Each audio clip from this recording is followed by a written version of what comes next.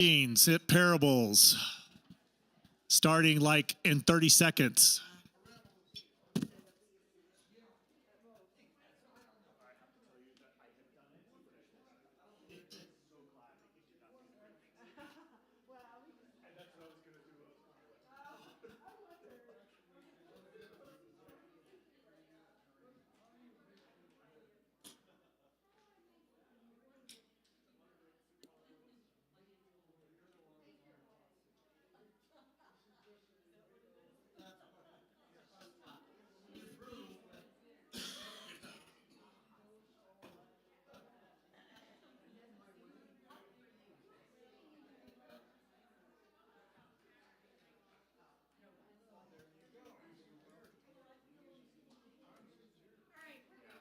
I'll work with everyone next week to get the in-ear solid.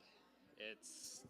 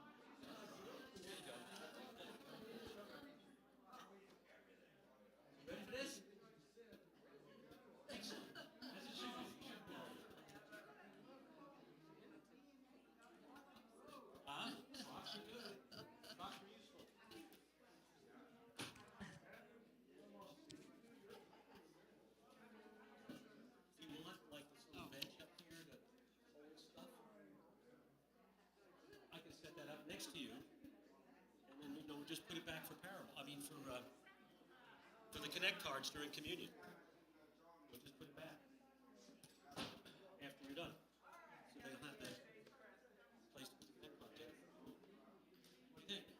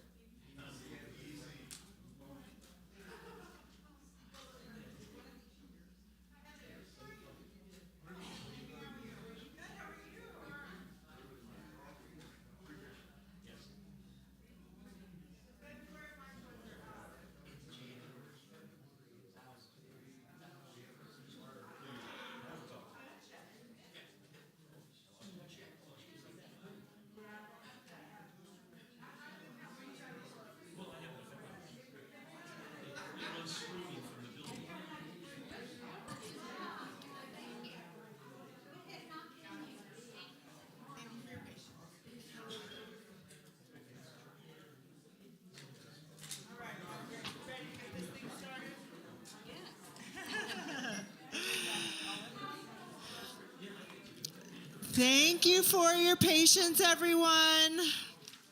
We're going to get started with Margaret Jorgensen. I'm super excited to be talking to you. You've been a part of Parables through the board when we did the board introduction, but this is your first solo interview. Yep. Yes, and Margaret is our current board chairperson. She is serving her third year of a 3-year term. But if we could turn back time and I could get 3 more years out of you, I would be happy to do that. I'm just kidding. I'm just kidding. I'm kidding. I'm kidding. Right. I've loved my time on the board, as you will hear, but I am also looking forward to, I'm sure Amy will have me do something else later. It's not like she just lets you go, as you all know. It's true. I don't do that. But I do look forward to being able to travel without looking to see if there's a board meeting coming up. Fair enough. No, I think 3 years is a good number of years for a term, and you deserve a break after that. So, Margaret, let's back up a little bit. Where did you grow up? So I was born on St. Simon's Island, Georgia. So I am a Georgia peach, believe it or not. So that got Elaine's attention? Yeah. So my dad worked for Eastern Airlines, and we moved every 4 or 5 years whenever he got a promotion. So I was about 4 years old when we moved from St. Simon's Island to Long Island. So little tiny place to big place, to Queens in some apartments. And then when I guess my parents got some money together, they bought a house out in North Massapequa, which is Nassau County. And then we moved to, when I was about 10, we moved to Winthrop, Massachusetts, outside of Boston. And, of course, Boston was Logan International Airport for my dad. So we were there for about 4 or 5 years and moved to Tallahassee, Florida. And I got to tell you, when my Boston accent met a Southern accent, they could not understand me, and I could not understand them. Because my name was Margaret. Because, in Boston, they don't pronounce their R's. They make it like an H. So I was Margaret, and my very best friend from high school, I can remember the first time we talked, and she was talking about Mama and Daddy, and I'm thinking, Mama and Daddy? You mean Mom and Dad? But at any rate, so I'm an East Coast kid until we moved out here. But you've had a variety of experiences in that childhood in terms of location, and I think that's good to know. So tell us a little bit about your family. So first I'm going to shout out to my family that's online, because Steve and I invited kids, grandkids, siblings, aunts and uncles, whoever we could. So some of them are joining us online today, because none of them are here. They're all in different states. So first about my family that I was a part of growing up. So I'm a middle child. I have an older sister named Kathy, not that much older. She's only 15 months older, and those of you who went to our Steve and my wedding a couple of years ago would have seen that Kathy was the one who was my matron of honor. Very feisty. And then I have my younger brother, John, who is 6 years younger than I am. So that was the family growing up. And then about my own family, not my own, they are my family, but you mean my kids? Talk to us about your kids and your grandkids. And okay, so this guy over here. Yeah, that guy over there. Well, he wasn't my first, but he's my last. So,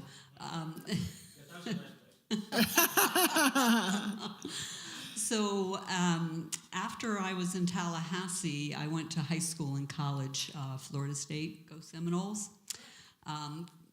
Seminoles and Aggies are my college teams. So, any rate, ended up getting married to Tom Jorgensen, who I met in my geography class. I was majored in geography and minored in speech communications, which is why I'm not totally alien with this, but it's been a while since I've spoken a lot on in front of people. So, any rate, so we moved to after graduation and getting married. We moved to Fairfax, Virginia. That's where Tom was from. And as it turns out, having a major in geography, that was a good place to be. So we had a little apartment in Fairfax and got a job with a place called the Nature Conservancy, which is a wonderful, wonderful organization. My issue was that I was doing secretarial work, and as Tom said, you have a college education, why don't you use it? So I said, okay. And so I went to work for at the time it was called Defense Mapping Agency. And that was it was located in, I want to say help me, Steve. Glen Echo, yeah. Glen Echo, Maryland, right along the Potomac. So beautiful location. But let me back up and say that before I went to work there, or while I was at work there, and I started in 1980. In 1984, we had our first child, and that was Matthew. So and then in 87, we had our second child, who was Gregory. And so Matthew's my son, who lives in Deerfield Beach, not far from where Kathy and Carlos have their family. And then Greg and Roseanne and their 3 children are in Centennial, Colorado. So when we take off for the summer and go to our condo in Colorado Springs, we're going to spend time with the grandkids. So that's really a special time for us. And then I should say Matt and Kristen, his wife, have 2 kids. I'm probably getting way off You're doing fine. track here. You're doing great. But at any rate, they have Jackson and Mackenzie. So all these kids, plus Steve's crew, who are, let's see, I'm going to go through this. Sandon and Tina are up in Frederick, Maryland, and they're 3. And then Amber and Adam Thompson. Amber, you might remember, was our wedding planner. She's a lot of fun. She is a lot of fun, and she was doing it from Connecticut, she was amazing, just amazing. But at any rate, Amber and Adam have 2 girls, Astra and Lennox, and then Brittany, who is Steve's youngest, couldn't make it, but she has littles. So she has Skylar, who is going to turn 6 on the 28th of February.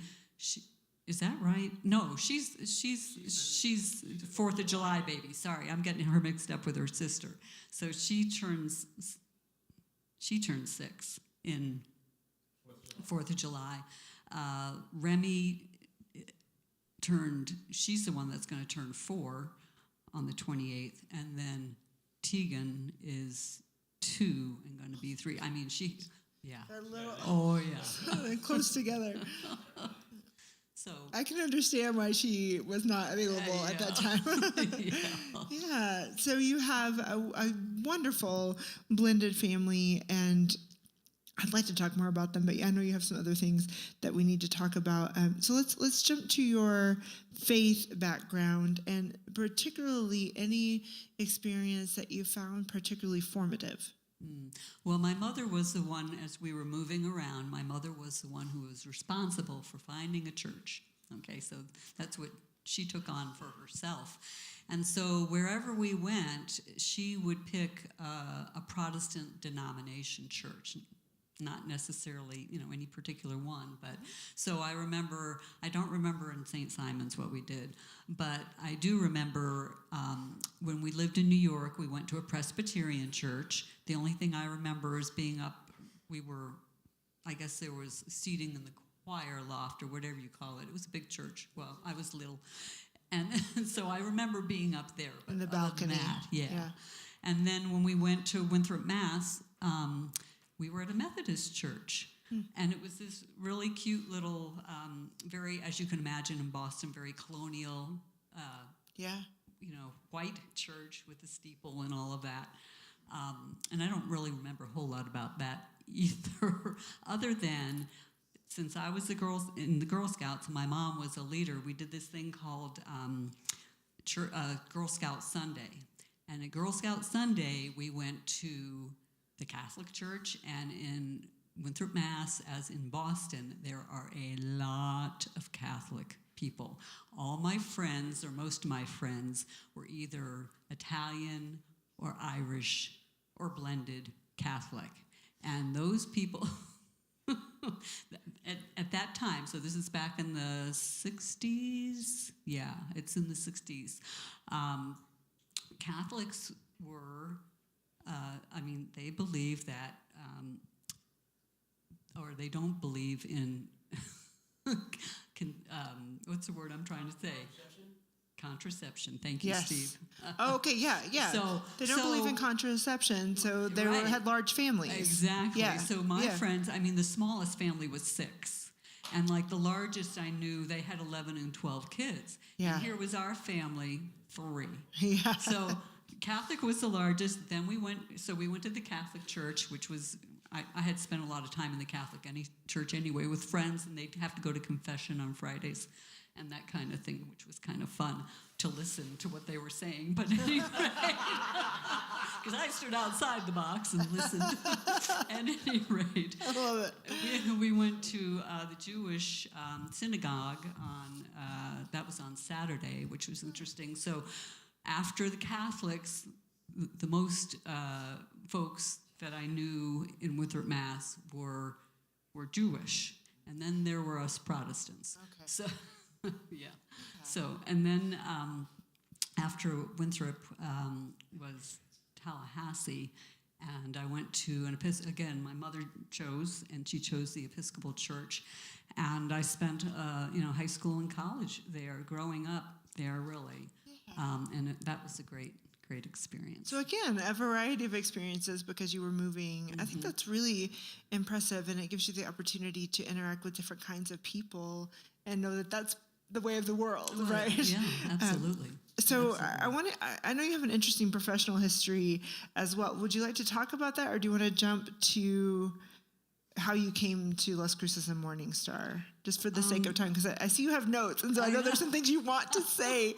So I want to make sure we have time for that. I like to be prepared, but this part is easy. So professionally, I think I started to tell you that I worked with the Nature Conservancy, and then my husband at the time convinced me to go work for the Defense Mapping Agency, where he was as a cartographer. That was my job, making maps. So that's what the Defense Mapping Agency actually did for the military services. We made maps and charts, charts being both of the water and of the air.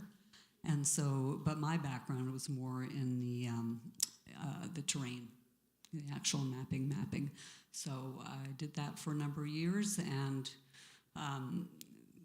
I was there, and they kept changing the name and of the agency, because it changed, and it's actually how I met Steve.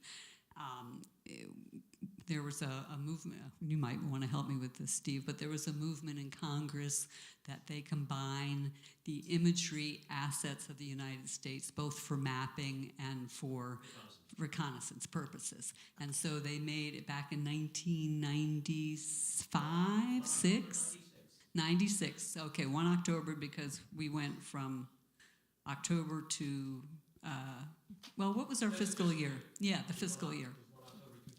Right. Okay. So we became the Defense Imagery and Mapping Agency. No?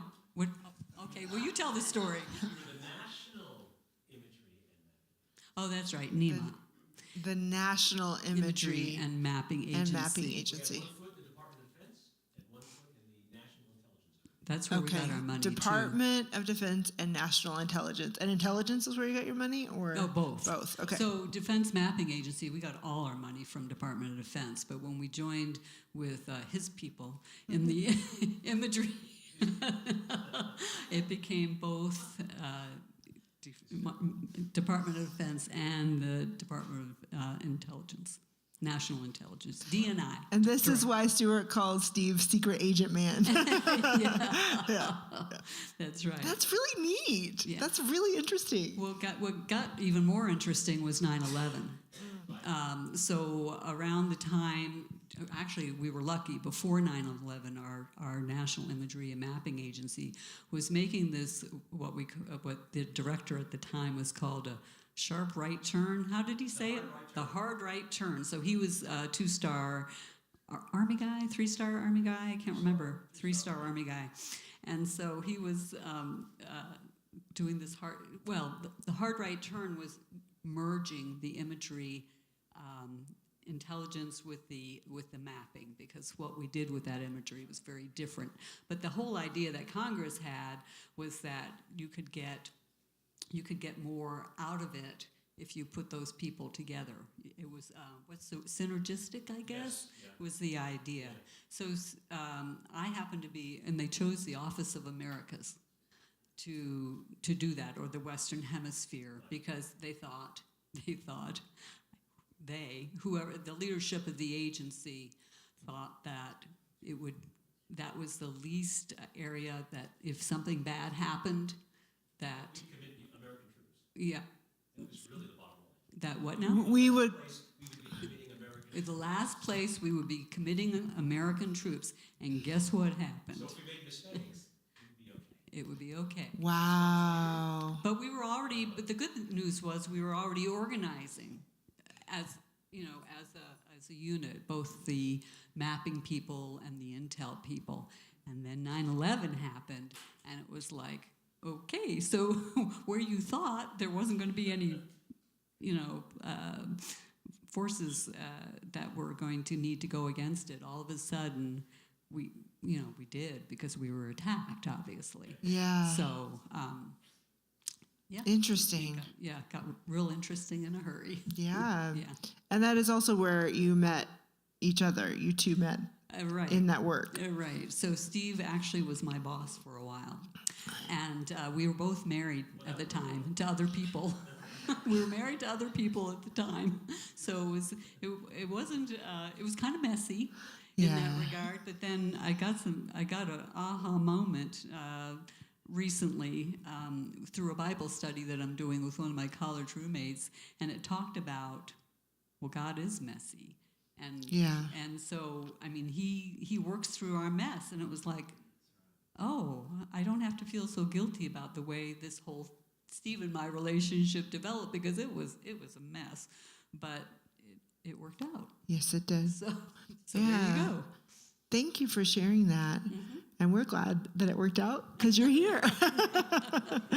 You're here. So tell us how you came to Las Cruces then, because you worked together for a while in the DC area, right? For a long time. So how did you get over here? So real quickly, 9/11 happened. Steve was sent off to Colorado Springs, of all places, and he was our agency's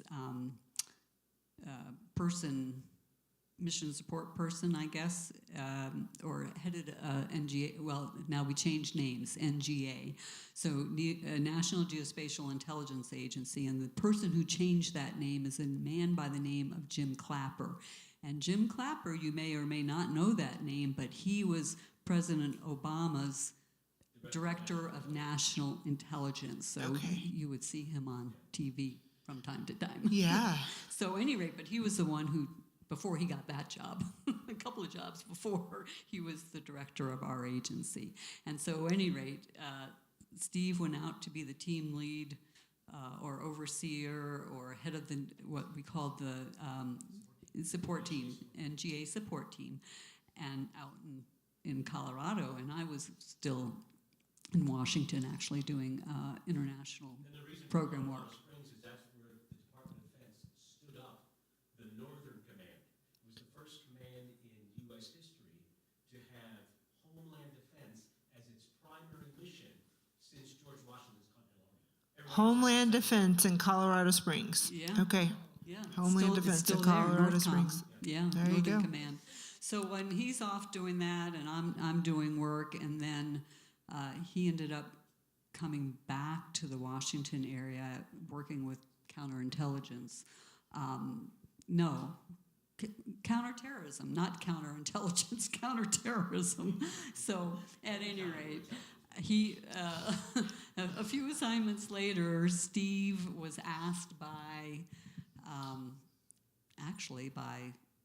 his boss and his boss's boss, who was not the director, but the what? Deputy director. Thank you. You can tell it's been a while. I don't even know the names anymore.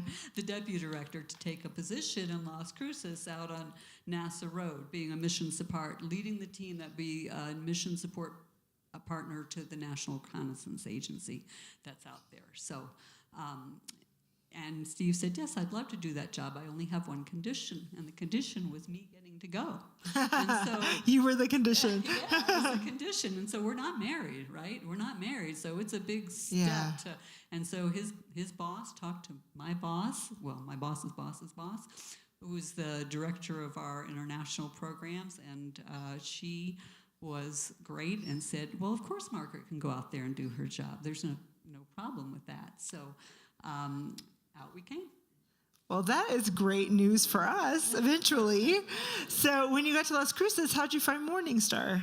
Well, we found Morningstar from Steve's mom and a few other people, but Steve's mom, because of course I told you I was an Episcopalian in Tallahassee, and then actually I went to an Episcopal church in Annandale, Virginia as well for many years and got active in that church. So when I came here, the first thing I'm doing is looking for an Episcopal church, which I did. I found St. Andrew's that I liked.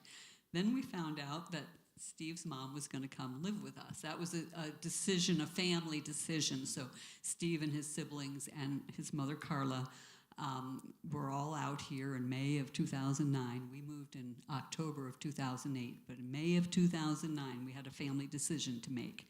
And so it was decided that she would come out here. And so I knew, having hosted her in Fairfax many times, and she would go to church at my St. Barnabas Episcopal Church that I love, and it was like, oh, this is not going to work for her. I just knew the Episcopal Church was not going to work for her. So she was used to a non-denominational church that she went to with Steve's younger sister, Julie, in Gainesville, Florida. And more contemporary. So I started looking around, and we were looking in the bulletin. Morningstar Methodist Church had a contemporary service, and oh, by the way, they're like 7 minutes away from us. So I came to visit here just to scope it out to see if Carla would like it. And I met somebody by the name of Bill Harmon, who was really nice to me. Bill used to be in the choir. Some of you will remember him. He was a really sweet man. And so, you kind of latch on to somebody sometimes when you first, he was the one I kind of latched on to. He was very welcoming, and I thought, oh, Carla will like it here. Well, I brought Carla, and she loved it. And John Moore was here at the time, and I could go on and on about the different people and different pastors, but Carla is why we're here. And the other person I want to mention is Betty Janer, because Betty was the one, when I first started coming and first started getting involved, I was still working, mind you, but I would be an usher because I've done that before, and Betty Janer was like my usher buddy. So. Oh, I love that. And so you've been involved, you and Steve, in a variety of different ways. You served in the food pantry, and you're part of the mission team, which works with a variety of agencies locally and beyond that, so that we can be a part of what God is doing outside of Las Cruces as well. And you're serving as the board chair, and you've been in Churches in Mission, as I shared today. If you haven't heard the sermon yet, I'll talk about that later. So, the time at Parables goes really fast, so we're already getting it a bit tight on time. So I want to make sure you're able to talk about what you think is important in terms of your experiences and in those roles, especially as the board chair, because as you mentioned in your giving video, we're in a pretty exciting time right now. And I feel that we're gaining some momentum in some really important areas, and your leadership has been a huge part of that. So is there anything that you would like to be sure that you get to say about the board, about churches and mission, about where Morningstar is going, anything like that? Just a few things. Just in a minute, huh? Well, Amy did a really good job. For those of you who haven't heard it yet, you'll be hearing it. She did a really good job talking about what churches and mission is, and I'm just really excited about that. But I have props. I love that she brought books. I'm big on props. I learned that in speech communications many years ago. Yeah. Props are good. So one of the things I have is a book that we read called Having Nothing, Possessing Everything. And it really talks about, as it says in the front, finding abundant communities in unexpected places and looking at people in the margins and getting their input and buy-in. There's just a lot to talk about here. And this is another one that I would recommend reading. If you're interested in it, I'm happy to get you a copy of the book. I think that one would especially be good for our mission team and our food pantry team. Everybody should read it, but I think the teams who are on the front lines would really benefit from that. In our last meeting in missions team, we did talk about it a little bit. I just kind of introduced it, and we talked about some of the things we could do with it. So Great. How it was meaningful to our group. So, and then as some of you have already seen, but I'm going to echo what Amy said. This book, Canoeing the Mountains, was awesome. This is really the Lewis and Clark story, and it resonated with me because, here you talk about, or they were going into the mountains, but they didn't know they were going into the mountains. They were exploring the river. Tell me again, Missouri River? Yes. Missouri River, thank you. And so they got to a certain point thinking they were going to go over this hill and they were going to see the Pacific Ocean, and guess what? No, the Rocky Mountains. And so, so there's a lot of good analogy between the Lewis and Clark expedition and what churches It's are a going great book. through. Yeah, It's a great it really book. is awesome. So, and then the other one that Amy recommended and that I love is When Church Stops Working. So that's another really... That's a recent book. It was just released in 2023. Yeah. And that one, one of the things I love, and you said it in your sermon, but one of the things I love about this book is that whole idea about we get so wrapped up, myself included, in the idea of the church, losing membership and what that means in terms of what the church can provide,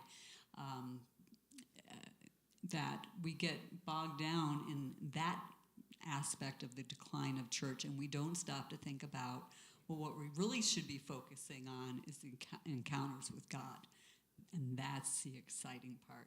So It is. Would you, I don't want to rush, we can take a few more minutes. Would you speak from your experience, because I know you have some recent ones, about encounters with God that you've experienced here at Morningstar, whether that's through the mission team or the weddings that we just did, or even in leadership on the board. We had a wonderful retreat, and God was certainly present. So how have you, Margaret, encountered God lately at Morningstar? oh my goodness, where do I start? And I will tell you, in this, this is my third year as the board chair, but my first 2 years, I have to tell a quick story about Amy. When the first time we got together as a group in my very first board chair meeting, besides the Enneagrams, Amy got up on the working part of that session and said, now, the most important thing for all of you board people, I'm paraphrasing, is that is your spiritual growth.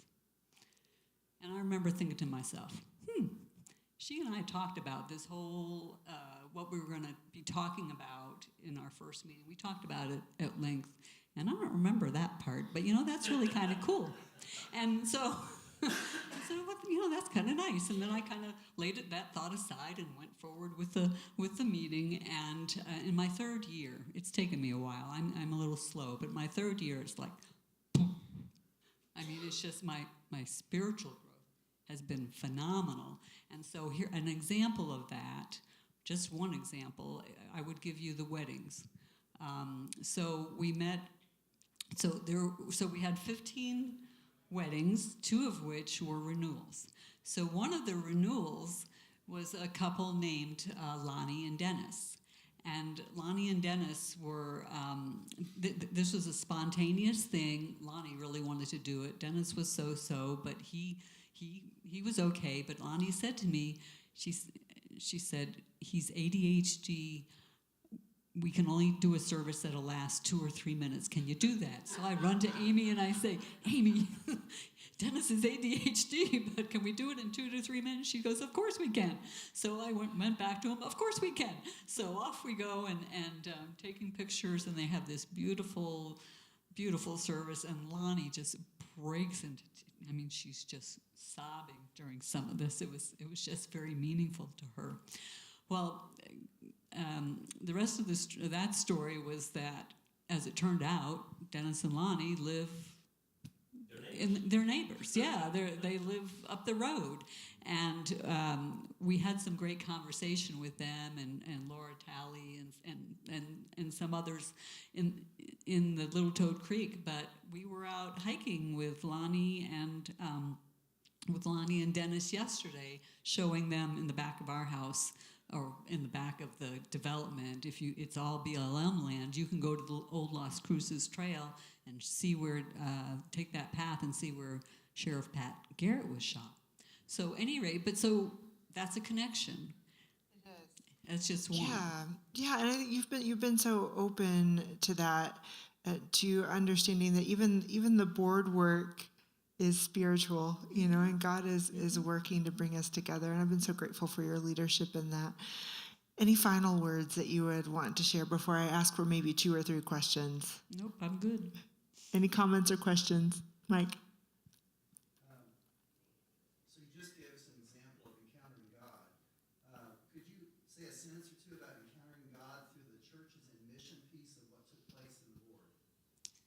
The question is about encountering God through churches in mission, which, again, if you haven't heard the sermon, you'll hear more about that in a few minutes. Yeah, so,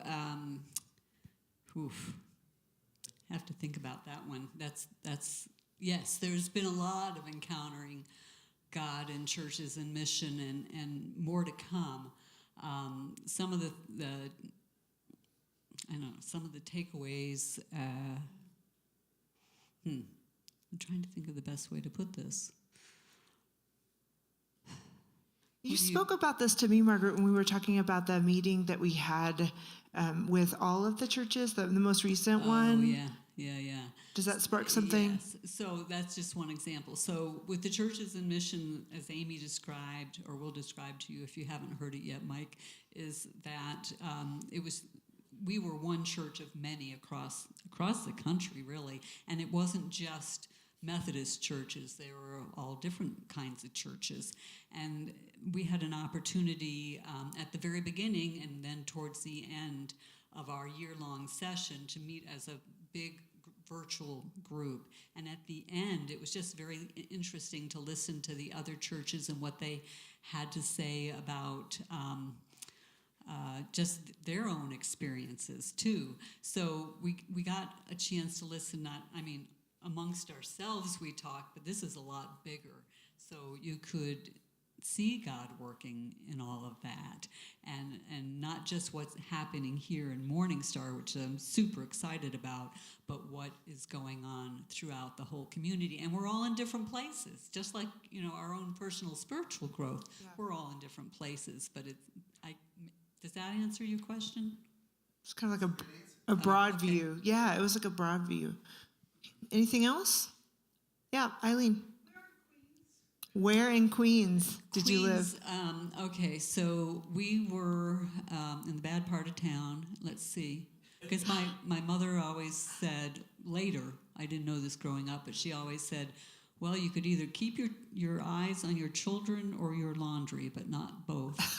So, yeah, because the laundry, you went down to this laundry area, and then you hung the laundry in the back of the complex. So I went to PS 213. Does that help? I don't. Our New I York don't City know. bus driver wants to know. I just know I went to PS 213 in kindergarten first.